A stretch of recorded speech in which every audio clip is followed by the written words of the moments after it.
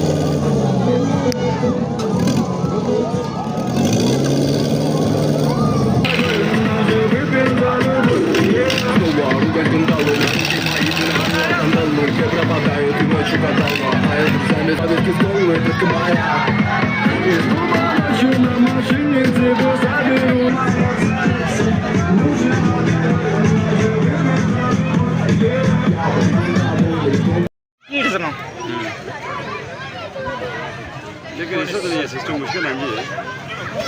मैं कहना मिरपुर साहब लोग खाली ये जड़ी का सला पार गया वो तकीन एक तो माहौल उसना तकीन धुआ गया भाई रेट था जिला कौंसिल पक्का।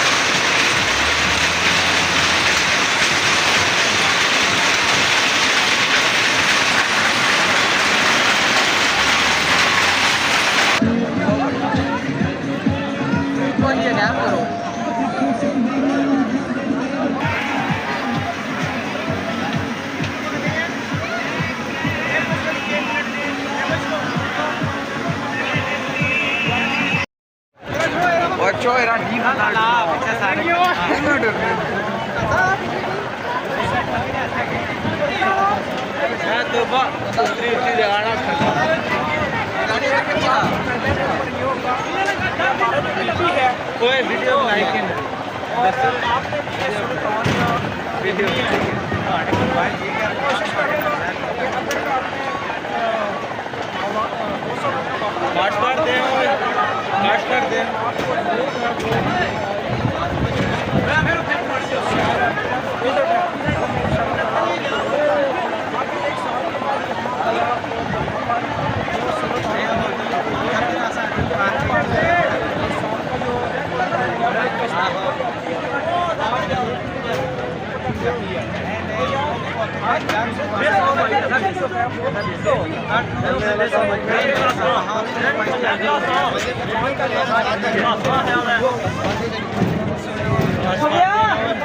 我上面可做的，啊，他要过路。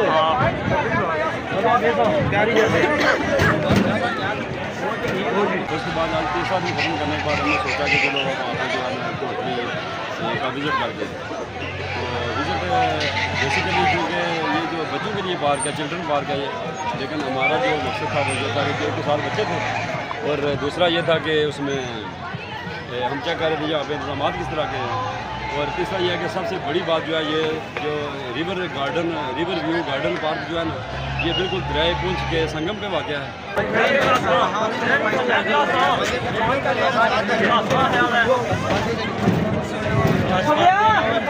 我上面可走的。